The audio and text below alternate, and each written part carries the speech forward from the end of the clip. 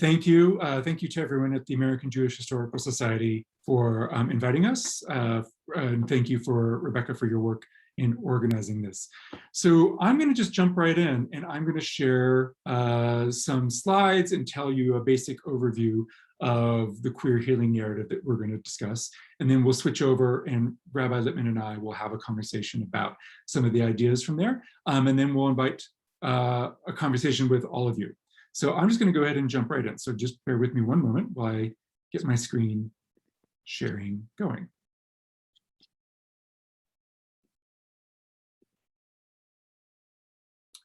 All right. So today, Jewish healing services, Jewish meditation retreats, and moments for deeply personalized prayers within public and communal Jewish settings are relatively common. It's difficult to remember a time, therefore, before such services and rituals became popular or even existed.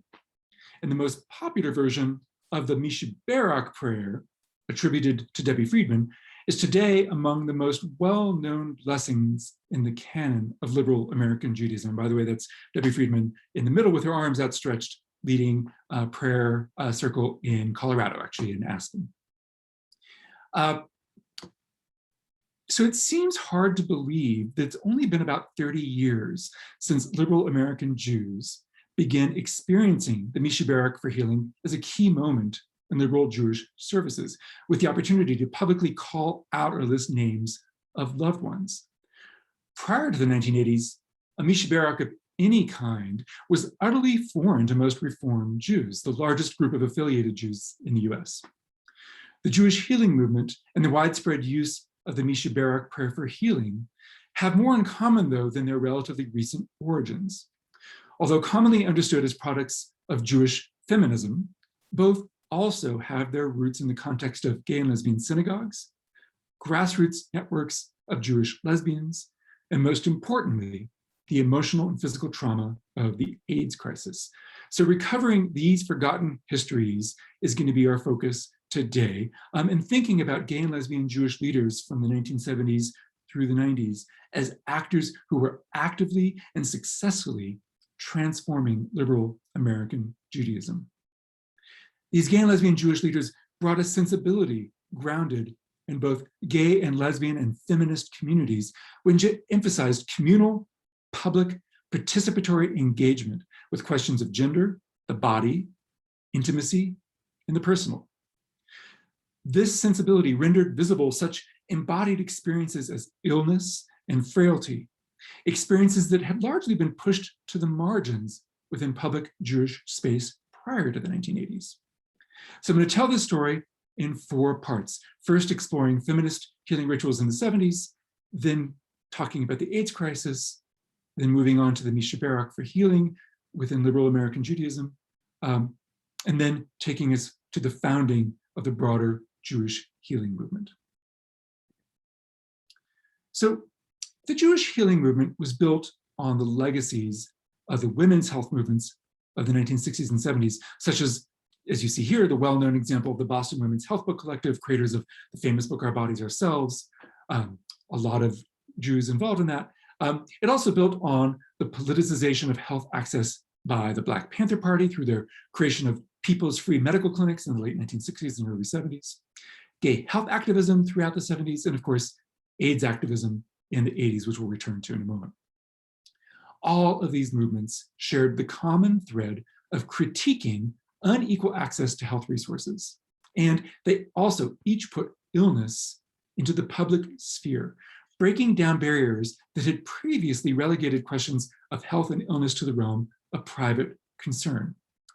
The healing movement is thus part of a larger shift away from the exclusive reliance on medical authority in relationship to the body, and toward more personal autonomy and responsibility for one's own body. As individuals take ownership over their healing and health, they need access to emotional and spiritual resources, along with community support to sustain them. And they need communal contexts in which to render health, illness, and healing visible. So we could spend the entire hour just discussing the actions and legacies of each of these grassroots health movements, but let's narrow our focus and turn now to activism specifically linking health, ritual, and Judaism. For example, women's feminist, neo-pagan, and Jew witch circles began experimenting with innovative healing rituals in the 1970s. And Jane Litman, my partner in today's conversation, has long been active as a queer activist and among the first queer rabbis ordained by the Reconstructionist movement. In interviews I did with Rabbi Litman, she remembered participating in healing rituals in the early 70s with Starhawk, the woman on the right, the bisexual, neo-pagan, and eco-feminist activist and writer born in 1951 as Miriam Simos, the granddaughter of Russian Jewish immigrants. In the context of lesbian feminist separatism, these rituals were sometimes focused on immediate physical ailments, but more often they centered around communal and spiritual healing from the wounds of misogyny, patriarchy, gender-based violence. The women in these circles didn't necessarily seek or expect literal healing of physical bodies, but rather a sense of sisterhood and spiritual recovery. For Rabbi Litman, she clarified for me in earlier interviews that for her and for many of the Jewish women involved, neo-paganism was an experiment. They were drawn to the mysticism, to the uncovering of repressed women-centered spiritual practices, and an impulse that ultimately led her and others to get into some trouble during these periods. So I'll let Rabbi Litman talk about that if she wants. There were some challenges around recovering women-centered spiritual practices she had while in rabbinical school. So the details of these early healing rituals are a little vague, but Rabbi Litman has recalled for me the laying on of hands, the use of chakra energy and aura cleansing, the uttering of improvised or innovative prayers, often in small circles of maybe 1 or 2 dozen women. Most of the women in these neo-pagan circles were actually Jewish, and we can talk about why that might be in the conversation, and many identified as lesbian or bisexual. Rabbi Litman described similar healing rituals from the more specifically Jewish context of Dyke Shabbos, a Jewish lesbian group active in Berkeley from roughly 1980 or so forward. In those settings, a woman in need of healing would be invited to the center of a prayer circle with the group reciting the refuah blessing from the daily Amidah, shifted grammatically in Hebrew to the feminine. In 1983, Rabbi Litman joined the Jewish feminist collective Benot Esh, which is still around, by the way, a group of prominent Jewish women and now some trans men as well, active as rabbis, scholars, writers, theologians. Many, but not all, then and now are lesbians or bisexual, yet most, at least in the 80s, did not identify so publicly. The women at Benot Esh gatherings were also experimenting with healing rituals, still largely improvising in the moment. And these rituals were often in response to immediate personal needs, but also, as with the Wiccan and neo-pagan groups, focused broadly on dismantling patriarchy and healing from misogyny. Thinking back on these rituals, Benot Esh member Deborah Brin, among the first lesbians ordained as a rabbi, remembered in an interview with me that when a member of the sisterhood needed healing, the group would offer rituals similar to those in the neo-pagan circles described by Jane, reflecting on the improvisational nature of these early rituals. Rabbi Brin described them as offering, quote, a free form focus on healing, more like jazz than a set piece. Trying to convey how radical these healing rituals were at the time, Rabbi Brin told me that, quote, it was very unusual to bring something personal into a Jewish service in a formal way, or to give space to simply say that they were hurting, that they were scared, that their caregivers were burning out. Rabbi Brin continued saying, quote, we were trying to find our way without a path in front of us. There was a lot of healing to do. The traumas of dominance and violence against women and girls and babies. When you get a group of women talking, it's phenomenally painful. Switching to a different narrative now. 40 years ago this month, actually, on June 5th, 1981, the CDC reported on an unusual cluster of pneumocystis pneumonia among 5 previously healthy young gay men in Los Angeles. That report is generally understood as the first official documentation of the epidemic that was briefly called gay cancer before ultimately taking the name of AIDS. By 1985, 15,000 Americans had been diagnosed with the disease. Nearly 13,000 of them had died. And the majority were gay and bisexual men, trans women, and IV drug users, all widely stigmatized populations. So we're now going to shift over to talking about the Mishibarak. Traditionally, the Mishibarak healing prayer is a personal blessing for a specific ill person said after a reading from the Torah scroll during Shabbat morning services. This blessing had long been jettisoned within the Reform movement as part of a broader rejection of many traditional religious practices, and it didn't appear in the original Union Prayer Book of 1892, or even as recently as the 1975 revised Gates of Prayer. San Francisco's Gay and Lesbian Synagogue, Congregation Sha'ar Zahav, founded in 1977, formally affiliated with the Reform movement in 1981, but they never adopted the movement's Gates of Prayer Siddur. Instead, Sha'ar Zahav members created their own liturgy, inspired by the more traditional upbringing of the congregation's founding members, along with a desire to create a more gay, inclusive, and gender-neutral prayer book. Congregants continually updated it and adapted it as the synagogue grew.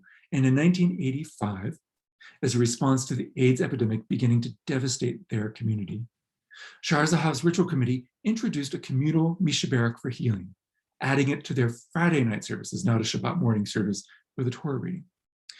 This made Sha'ar Zahav's innovative use of the Mishibarak one of the earliest examples in the Reformed Jewish world of reintroducing a traditional healing prayer, but one not only divorced from the context of a Shabbat Torah reading, but also no longer directed toward any specific individual. Instead, it was recited for all those in need of physical or emotional healing within the congregation or community, with an invitation to publicly personalize the blessing by calling out names of those in need of healing.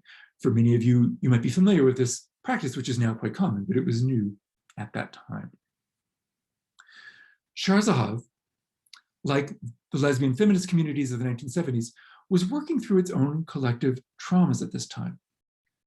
Coming out as gay or lesbian in the 70s and 80s often resulted in ruptures between gay and lesbian Jews and their families and communities of origin, with the loss of expectations of marrying, having children, building families of their own. Given this traumatic history, the Mishibarak at Sha'ar Zahav took on a dual purpose. It was an acknowledgement of immediate illness within the community, including AIDS, of course, but also a moment to recognize broader collective traumas of gay and lesbian people, much like the lesbian feminists I was discussing a moment ago. The traditional wording was changed to specifically mention AIDS, asking for healing for, quote, all the ill amongst us and all who have been touched by AIDS and related illness. It was thus centering and publicly naming the core embodied trauma then ripping through the gay community. In addition to adding AIDS, Sha'ar Zahav also changed the Mishibarak's entreaties for healing. In the rabbinic tradition, there's a caution against tefillat shav, or false, vain, or useless prayer. Sha'ar Zahav's young, newly ordained rabbi, Rabbi Khan, felt that in the face of AIDS, when the disease was still largely a death sentence, the words of the traditional Mishibarak for healing were a tefillat shav, because, quote, healing in any meaningful fashion couldn't be expected, according to Rabbi Khan. Sha'ar Zahav's congregants needed to find a prayer that reflected the truth of the world in which they lived. So Khan broadened the language in both Hebrew and English to include spiritual healing as a messianic hope for the community. This new version sought, quote, bonds of love and caring, I'm quoting from the prayer, and the granting, quote, of courage and hope to the sick and to the well. It closed with a request for the divine spirit to reveal compassion and blessing, quote, upon all who are ill and comfort them. Let us see together a day of complete healing, a healing of body and a healing of spirit. This day of complete healing is imagined as a future redemptive moment for the entire community, not just those currently facing illness or grief. And it envisions universal healing, not the healing of any specific body, or not only the healing of any specific body. This shift towards a messianic vision of a day of complete healing is also the same direction taken by the most famous version of the Mishibarak prayer, the one many of you know, the one co-written by Debbie Friedman and her then partner, Rabbi Drora Seidel. They were then sharing a home together in Los Angeles, both working in synagogues, with Seidel also working at AIDS Project Los Angeles. And they wrote that now famous blessing for Benot Eish member on the picture on the right, Marty Cohn-Spiegel, a groundbreaking Jewish feminist activist who did more than anyone to raise awareness around alcoholism, addiction, and domestic abuse within the Jewish community, and a woman who had long centered trauma and healing in her own work. Her Simchat Chochmah, or Joy of Wisdom ceremony, is a celebration of eldering pioneered by the lesbian feminist scholar Savina Teubel. You see her on the left. Teubel held her ceremony at Beth Chaim Hadashim, Los Angeles' gay and lesbian synagogue, and the oldest gay synagogue in the country and the world. And she held it in 1986 to mark her 60th birthday. And Debbie Friedman was involved in that one as well. Cohn-Spiegel was inspired by Teubel's example to have her own ceremony in 1987. At the time, she was dealing with family illness and death and wanted a ceremony that celebrated the transition from adult to elder, while also focusing on her personal need for healing and the need for healing broadly within her community. So Cohn-Spiegel asked Friedman to write a new Mishibarak for her, and Friedman agreed, turning to Rabbi Seidel for help.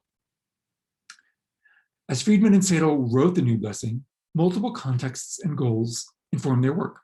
Through this blessing, they would affirm Cohn-Spiegel's need for her own emotional healing, while also providing a Jewish source of support for others experiencing emotional and physical pain. As they considered the words to use, Friedman and Seidel thought about their own overlapping communities, feminist circles, the gay and lesbian community, the growing network of Jewish AIDS support workers, which, by the way, included Cohn-Spiegel's daughter, and the general Jewish world. Nearly everyone Friedman and Seidel knew in the gay and lesbian community had been touched by AIDS. Friends were sick and dying, while others were stepping up as caregivers and advocates.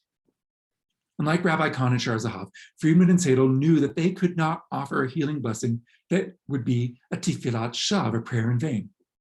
So they focused on spiritual healing, and they redefined refuach shlema as the renewal of body, the renewal of spirit. And they spoke of finding the courage to, quote, make our lives a blessing. Reflecting back on the prayer in 2011, Seidel wrote that as a feminist, the goal was, quote, to express the empowerment of those reciting and hearing the prayer. The source of blessing is within us as well as around us, allowing us to be active agents of healing, not just passively relying on external forces such as God. This also reflected Cohn-Spiegel's goal during her Simchat Chochmah, acknowledging her need for healing while also celebrating the blessing and empowerment she had created in her own life, in her own community. This new prayer was egalitarian, empowering, intimate, spiritually contemplative. It tapped into a grassroots hunger for a personal spiritual experience and for the public and personal sharing of vulnerability. The Mishibarak went on to take the Reform world and the Jewish world by storm. It contributed to a larger shift in Reform liturgy toward personal prayer and embodied spirituality, even, ironically, as Debbie Friedman kept her own embodied sense of herself as a lesbian largely out of the public eye. Moving on. In April 1988, Rabbi Khan, remember just 3 years out of rabbinical school, was invited by the Episcopal Church of Northern California to prepare a Jewish ritual of healing for an interfaith conference that they were creating on Eastern and Western paths to healing. Although AIDS was not the core focus of the event, the epidemic was very much in the air. And Khan felt that he presumes he was invited over more senior rabbis in the Bay Area because he was an out gay man serving a congregation being devastated by AIDS. And some of his Episcopal organizers of the event were possibly closeted gay men themselves, looking discreetly for a spiritual response to the AIDS crisis. Khan had no training in healing liturgy from the Hebrew Union College and was only minimally aware of the feminist healing rituals I've just been discussing. But through his friendship with a wide range of lesbian and bisexual feminist activists, including Rabbi Litman and Janet Martyr, the straight identified rabbi of Beth Chaim Hadashim in Los Angeles, he had heard of these a bit. So he reflected on his congregation's uses of the Mishibarak, and he contacted these friends and leaders at gay and lesbian synagogues in New York and LA in particular. The healing liturgy that Khan created doesn't specifically mention AIDS, except in the Mishibarak prayer, which he pulled directly from Shar Zahav's liturgy. But for Khan, the healing model was nearly entirely about AIDS, at least implicitly. From the start of his rabbinate in 1985, Khan was immersed in AIDS. The disease eventually claimed over 80 of his modestly sized congregation's members. This in a synagogue with just 201 members when on June 2nd, 1983, Shar Zahav lost its first member to the disease, Mark Feldman, then age 31. In 1986, Khan spoke of already providing pastoral support to a new AIDS patient every week, both from within his congregation and beyond. Reflecting back on those years, Khan described Shar Zahav as the address for the Jewish community then on AIDS, not just in the Bay Area, but nationwide. In November 1988, using his model service outline, Khan began offering monthly public healing services at Shar Zahav. The services were open to the public and began attracting participants from beyond the synagogue. But eventually, the momentum for these services began to slow. As Rabbi Khan remembers it, it kind of ran its course. People just lost interest. A lot of them died. Although outside participants joined from time to time, for Khan and Shar Zahav, they made no major effort to publicly promote it. As Rabbi Khan described it, I was not part of any kind of healing movement. The services were very private. I was not an institution builder, he said. But there were institution builders elsewhere. Simultaneous to Khan's 1988 healing liturgy in San Francisco, Rabbi Nancy Flam on the right, and the other founders of the National Center for Jewish Healing began meeting around the dining room table of Rabbi Rachel Cowan on the left in New York as a response to the lack of a Jewish context for spiritual support for Rabbi Cowan and her husband Paul as they faced his illness and ultimate death later that year from leukemia. There were Christian models of healing services, as well as experiments from the Jewish feminist and neo-pagan circles that I described, but there was really nothing that had really reached the mainstream Jewish world. From these informal conversations emerged the framework for the National Center for Jewish Healing. The women seized upon a plan to, quote, think big, act small, start now. The thinking big element became a vision for a national Jewish healing movement. The act small element took the form of the founding in San Francisco in 1991 of the Bay Area Jewish Healing Center. Rabbi Flam had actually moved there when her husband, Dr. Neil Cudler, took a residency at San Francisco General Hospital, working primarily with HIV/AIDS patients. Shortly after moving to San Francisco, Rabbi Eric Weiss, one of the first openly gay rabbinical students at Hebrew Union College, ordained in the same class as Rabbi Flam, introduced Flam to Rabbi Khan. Weiss remembered very intentionally encouraging a connection between Khan and Flam because of the deep need for healing around AIDS at Shar Zahav. Khan then was ready to move on from the healing services at Shar Zahav, and Flam was willing to take them over. A shidduch. Flam took Khan's initial service model, expanding it and refining it. It began offering weekly services at Shar Zahav under the auspices of the new healing center. Flam also began offering Jewish spiritual support groups through San Francisco's Jewish Family and Children's Service Agency, a place, quote, where people could share both their illness stories and their Jewish stories, The support groups and the healing services at Shar Zahav built a deep link between the healing center and the gay Jewish community. But both were open to everyone, not just gay and lesbian Jews or Shar Zahav members. As the healing center grew, the percentage of gay and lesbian participants decreased. The center's model was to provide counseling services and creative rituals and spiritual support groups and services to any Jew dealing with illness and bereavement, and looking for spiritual resources and not finding them accessible in the broader Jewish community. Flam and her staff continually innovated, expanding the frame of what Jewish healing might look like and the range of life experiences that they might engage with. For example, they began taking abuse survivors to the mikveh to mark important milestones in their journeys of recovery and emotional healing. They offered Bikur Cholim trainings at area synagogues, helping spark grassroots communities of care within congregations throughout the Bay Area, Bikur Cholim being the practice of visiting the sick at home or in the hospital. And they continued refining the healing services.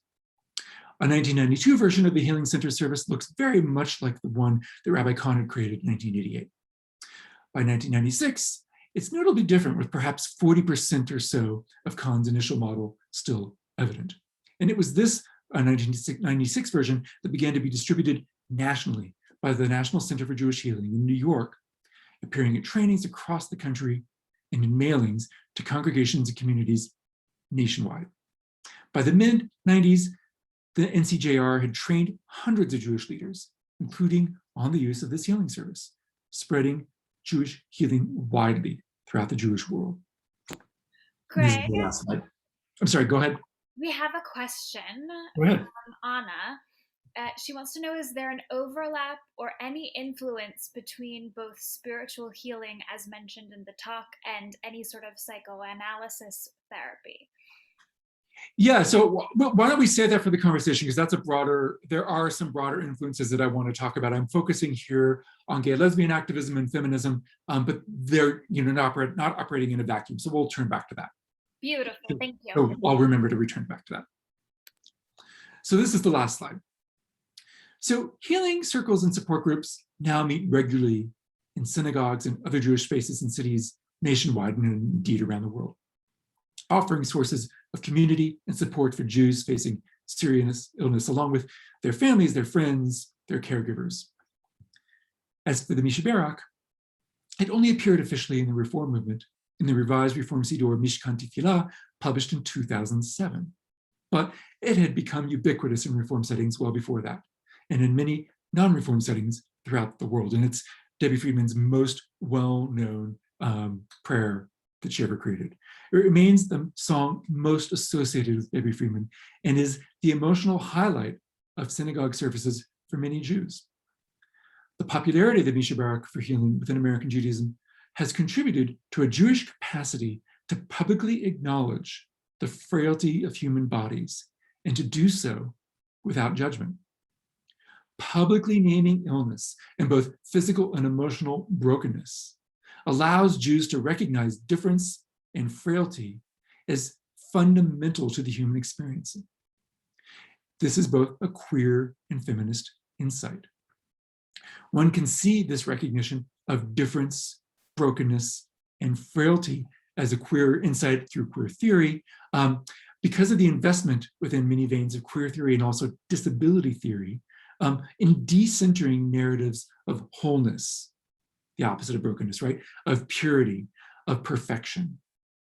Gay and lesbian people sparked that shift within Judaism, within a much broader context, which we'll discuss in a moment. So I'm now done with slides, and I'm going to turn over to having a conversation with Rabbi Litman.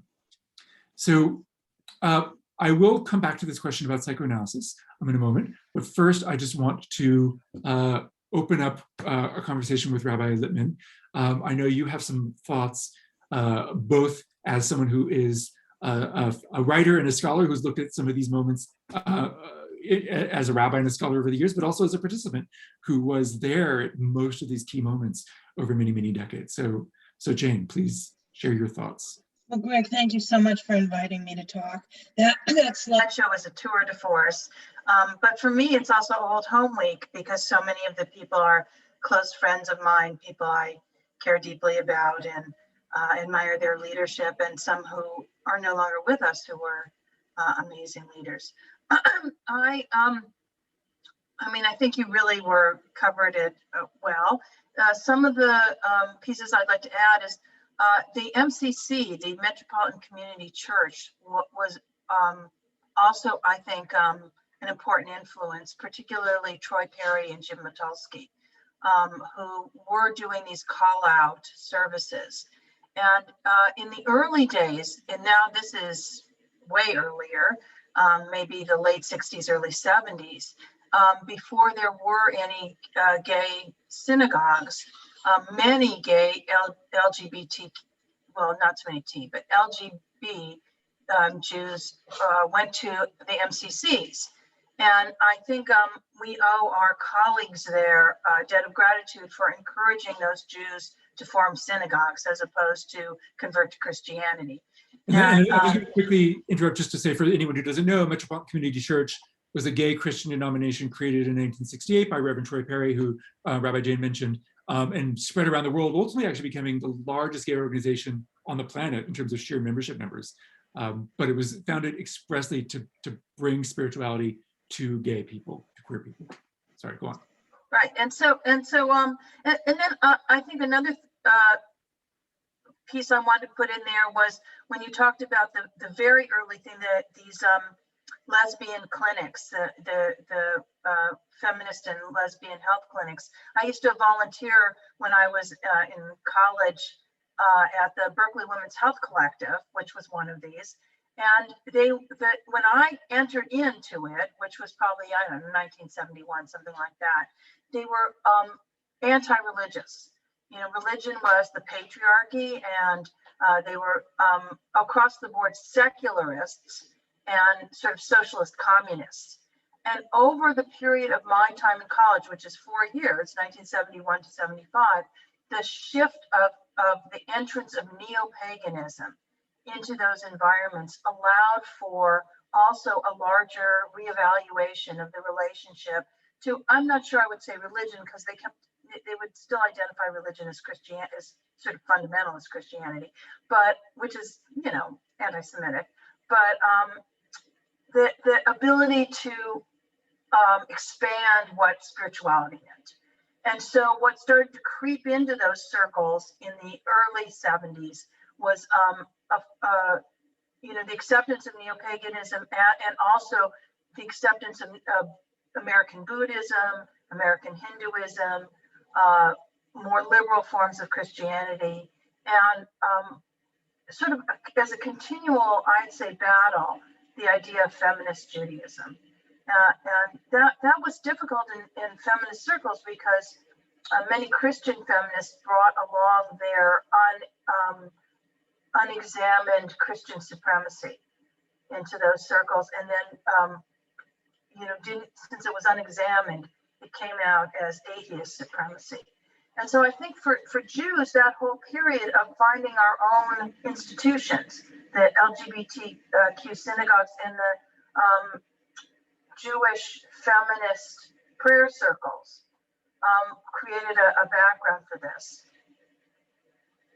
Yeah, and I think the interesting thing you brought up about the sort of the tendency for these feminist circles, the feminist health collectives and others, feminist organizing groups in the 60s and 70s to see themselves as expressly secular, avowedly secular, radically secular, is crucial. And interestingly, Joyce Antler did a book, I think that came out 2 years ago on Jewish radical feminists, where she interviewed a wide range of Jewish feminist activists who were sort of key movement builders in the 60s and 70s.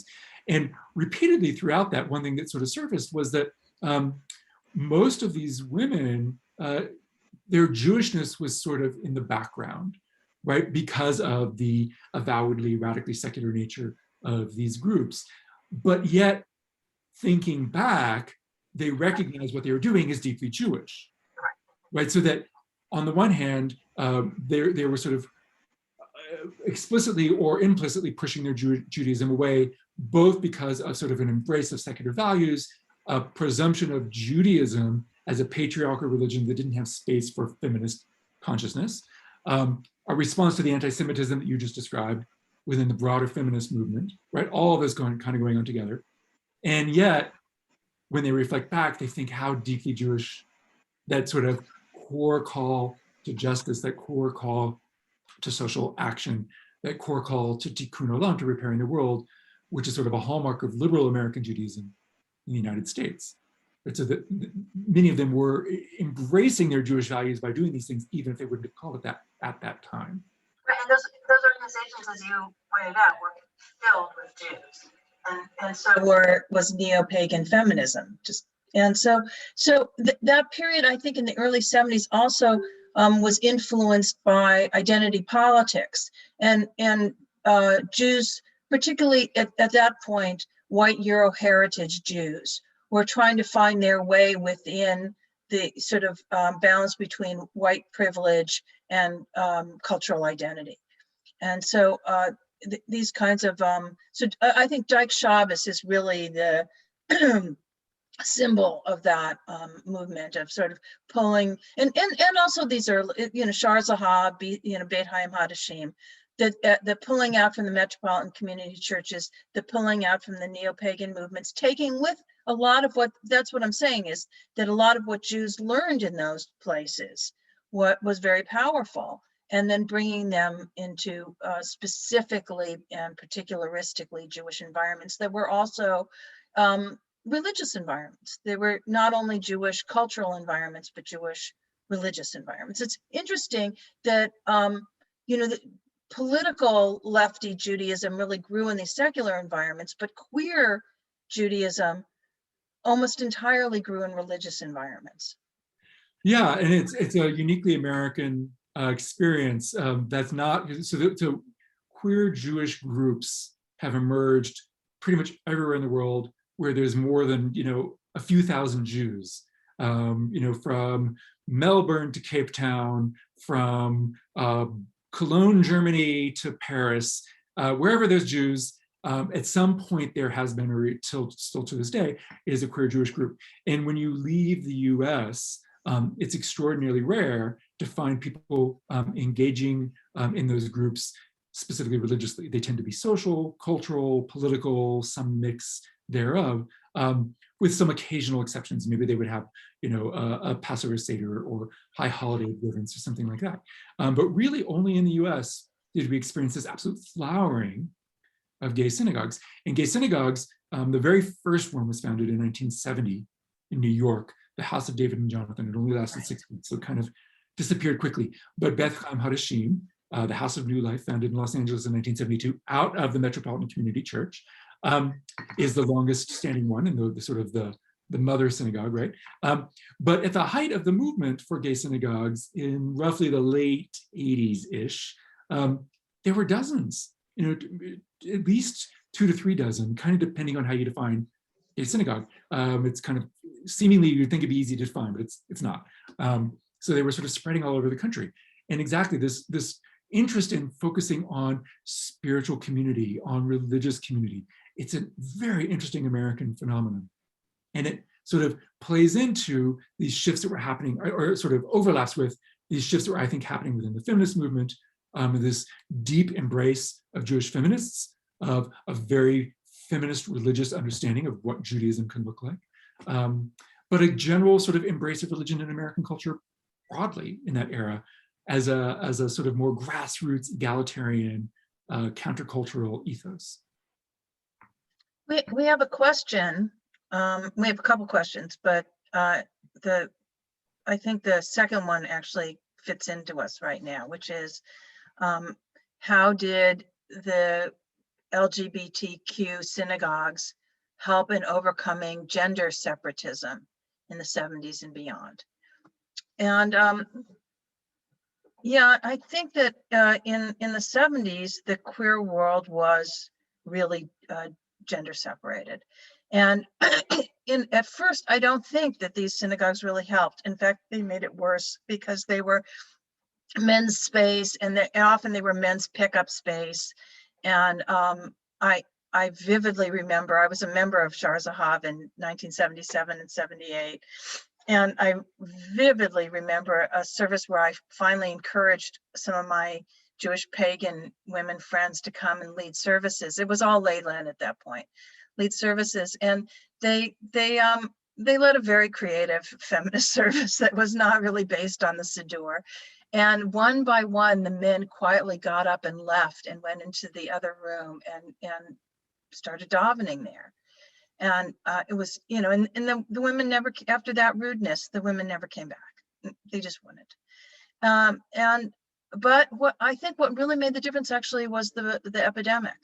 And I think you have to give Jewish lesbians and lesbians in general a really big shout out for showing up. And I think there was just an understanding that no one was going to help gay men if lesbians did it. Like they would just, every one of us knew somebody, who died and who was dying without their family, or whose mother lived, in New York or somewhere else and couldn't be there. You can't talk about how horrible it was, as I think your statistics talked about. Like just all of us in the queer world, the 80s were completely overshadowed by the epidemic. And dealing with that, which was what the gay synagogues did in the 80s, was I was the rabbi of Shar Zahav in the 90s. And by the 90s, by the time I got there, we switched over from, dying groups to living groups, to people who had like sold their life insurance and everything, figuring out how to live now. And we also had this huge gay baby boom. But in the 80s, it was Jewish queer synagogue life was about dying. It was about a place to come to be taken care of when you died. And that brought us all together. So in my research on the history of queer synagogues and of Shar Zahav in particular, that point was reinforced by a number of people. And I remember one other key aspect of that, in addition to Jewish lesbians and Jewish women stepping up in a very profound and meaningful way, is how hard it was for many Jewish men to step up, because there were men at that era were dealing with trauma. I remember one member of Shar Zahav, a past president of Shar Zahav, saying, we were so traumatized, we were so bewildered. Of course, ACT UP happened and gay men's health crisis, and not everyone was sort of immobilized, but there were many men who just were too bewildered to know how to move forward. And many women stepped up and said, okay, this is what needs to happen. I also remember. Well, that's because, right, we weren't, so for me, I was bi at that point. I'm still, and so I did actually, because I was sleeping with bi men, I did feel some sense of concern, but I think most women felt fairly insulated from dying from AIDS. Like most women, most Jewish, which were in those days mostly white middle class Jewish women, basically felt like we weren't going to get AIDS and we weren't going to die from it. And so that, as you say, that's a less traumatic position to be in than the gay world then was different, than it is now. That it was really bad. Even Shar Zahav was, to say it was a sex positive environment is an understatement. And the era of repression, there was a freedom that was a rebellion against the era of repression. And that freedom was beautiful, and it very painfully brought us. I remember another leader of Shar Zahav, Irene August, saying that during the AIDS crisis in the 80s, it's just very beautiful the way she phrased this. I don't have the words in front of me, but she described it as that on the one hand, a sense of urgency, right? That people are dying, they're dying quickly and painfully and horribly, and often without support from their families of origin. and having to turn to chosen family, to community, to ex-lovers, to friends, to members of the congregation. To strangers, to total strangers. And people would sometimes show up also at Shar Zahav literally on their deathbeds because they realize, okay, this is it. I need support, as you said. But she said, in the one hand, there was a sense of urgency, and therefore everything feels like it's moving quickly. But she said beautifully that in that moment, when the women would come together with the men, that time slowed down because there was nothing else to focus on. Put everything else aside. We're here to focus on this right now. And it gave some of the women and some of the men in the congregation an opportunity to be in community with each other in a deep and intimate way that they hadn't before. And it was very profound for a lot of them. Not to say that it, Kumbaya solved all the problems of misogyny and patriarchy, but it did begin this problem of healing, small steps. Yeah, and in addition to the intimacy, which was powerful, it created vulnerability, a male vulnerability, and I think that in that way, sort of the toxic, in my experience, many gay men do not have that toxic masculinity that straight men, some do, but many at least do not, and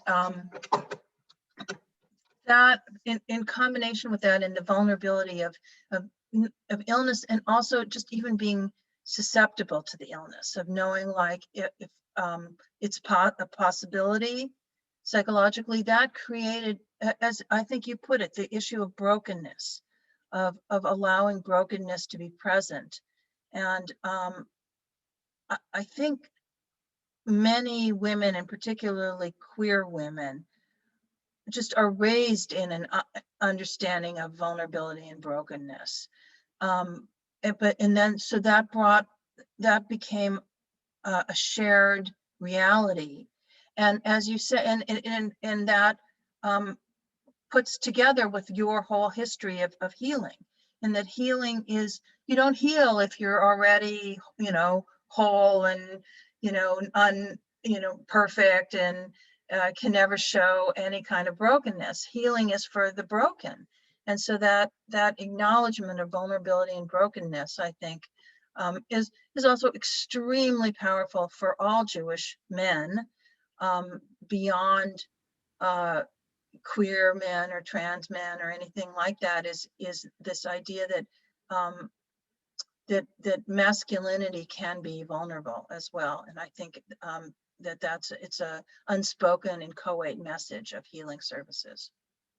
Yeah, and I think the idea of brokenness and vulnerability, but even just the idea of bringing something personal, as Deborah Brent said, was just absent from Jewish prayer prior to all of this. So I want to go back to this question that had come up during the slides about, the role of psychoanalysis, of therapy. So the narrative I'm sharing here is about the role of the AIDS crisis and gay synagogues and lesbian feminists, and the contribution that they made to this broader shift within American Judaism. But of course, as I said before, that doesn't happen in a vacuum. There are other factors as well. There is a shift to, what's called sort of the therapeutic society within America from the 50s, 60s forward, that sort of gradually becomes something that now, we have Facebook and TikTok and Twitter, where people, just sort of are emotionally exhibitionist, right? In a way that we have this sort of privileging of the sharing of the internal self, not just around illness and frailty, but sort of everything, that again would have been somewhat alien 50, 60 years ago. And so there are multiple factors that contribute to these, but I think what we're getting at is, what Rabbi Litman and I are getting at, is that there was a very specific role that queer people and feminists played within Jewish ritual of creating the structures to give voice to these things. I think that this whole issue of psychoanalysis as a Jewish religious practice, my father was a psychoanalyst, so I grew up in that denomination, and I do think there was this personal revelation, that psychoanalysis was about personal revelation, but it was a distant step in the sense that the revealing was often written about by analysts about their patients. And so the patient would be, so there was a bifurcation of the role of patient and analyst. And often this took on like a gender quality in which there was the female patient who was revealing of her vulnerabilities and, you know, hysterical or whatever, and then the male analyst who was you know, a brick was a wall, was silent, and but wrote about her. And there are certain unhealthy aspects to that, and I think that the feminist critique of psychoanalysis, and then the emergence of feminist therapy, and you know, in the integration of feminist therapy into mainstream therapy, were all important steps forward, and part of this greater thing that we're talking about, that we're looking at one, you know, a small corner of a huge tapestry of change that took place in the 60s, 70s, and 80s around, as you just totally said so articulately, embodiment, personalization, you know, the integration of women, identity politics, power, marginalization. All of those things are part of everything that we're discussing here. And there was resistance, you know, even as these changes were beginning to happen. So Rabbi Zach Shapiro shared with me that when he was in rabbinical school, he remembers quite distinctly at Hebrew Union College in Jerusalem, that there was someone who, you know, the students all lead services, right, to practice, and one student inserted into a Shabbat service, Mishibarak for healing. And one of the professors at HUC took her aside afterwards and said, "We do not do that. Not done," right? And this is already in the mid-90s, right? After Debbie Friedman and Dora Satel's Mishibarak is already beginning to circulate through the Jewish world, largely actually through CAGE, this Conference for Jewish Educators, and brought it to song leaders, Jewish teachers, Jewish educators all around the world. So it was already becoming popular, and still there was this classical reform resistance. And of course, it eventually moved out of the reform world into the conservative world and Reconstructionist, and even in the Orthodox world, the sort of focus on healing and personal prayer has shifted. Yeah, I think there was a ton of resistance. I mean, like you mentioned in the slideshow about the patriarchal resistance to feminism and feminist healing and liturgy. It was, I mean, my whole life, really, frankly, Greg, has been one of being kicked out of and policed and censored in various places for being a Jewish feminist, queer Jewish feminist. So, well, and you know, as much as we valorize Debbie Friedman today, and you know, now the Cantorial School Hebrew Union College is named for her, she was attacked totally, and by faculty at HUC who, that's right. And it might be hard for people to think back, but to the 80s, you know, the 70s and 80s, when classical reform Judaism was sort of this high art cantorial music, this sort of written by, you know, Germanic composers. That was what you performed. And this more folk-oriented, with a guitar, sing-along, organic, grassroots, participatory experience, which was, you know, what folk music was doing, was seen as antithetical to heightened spiritual experience, right? So Debbie Friedman helped change that, but there was pushback. That was not okay for some people.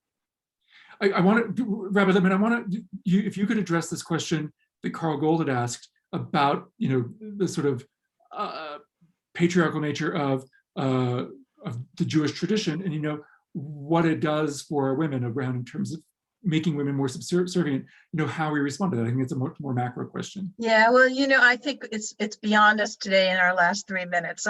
I would hope that the American Jewish Historical Society chooses to have, I'm sure that you have in the past, I'm certain you have, and I hope you will in the future, have a program as rich as this one has been about queer healing, about how Jewish feminism has impacted Jewish history and practice in our society.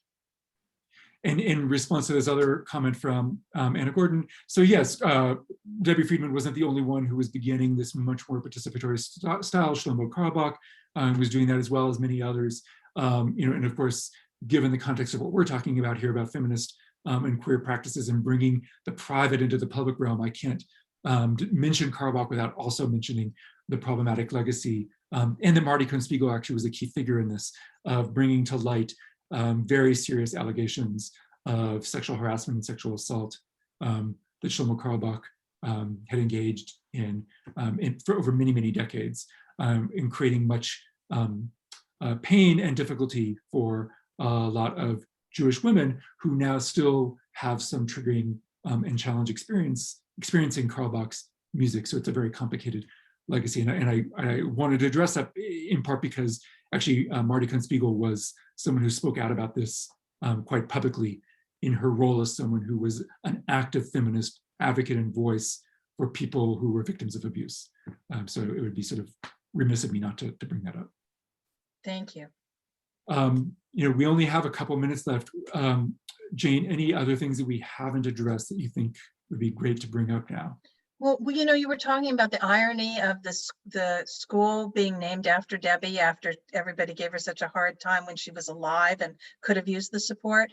What I always find most sort of ironic and enchanting in my world is that Mark Zuckerberg, when asked once what was his favorite Jewish prayer, quoted Debbie and Drora and said, help us find the courage to make our lives a blessing. And I thought, that just shows where we've gone, from where we came and where we are now. That that Facebook's creator is his favorite Jewish blessing is Debbie's Mishibarak. I had never heard that quote, so thank you for sharing that. That's fantastic. It is. Yeah, no, and I know that the impact of Debbie Friedman and of course Drora Siddle and Marcia Falk and all the other people with whom she collaborated over many years, is there's a whole book now of Mishibarak settings and melodies for healing, and so God bless them all. And we look at the past. That's what the Historical Society does. We look at the past in order to get a good grip on what we're envisioning for the future. And I loved what they said about think big, act small, do it now. And I really appreciated that. And I guess on one last note, as I'll say, for people who are curious about healing services, as I said, they are pretty ubiquitous. You might have them in your community, but you can also find sort of do-it-yourself versions and things you could bring into your own communities on ritualwell.org. If you just look for healing, there's a bunch of them there. And there's also one I would just do a quick shout out to Rabbi Sandra Lawson, who has written an interesting new Mishibarak that I'm going to put in the chat for everyone to see, that both gets at sort of these personal issues, but also then puts it in a much more political context. And she's thinking about issues of systemic racism, homophobia, transphobia, misogyny, police violence, those sorts of things, and how can we use prayers such as the Mishibarak as a call to think about, a call to action for these broader political challenges that are both public, private, and personal at the same time. So thank you everyone for joining us.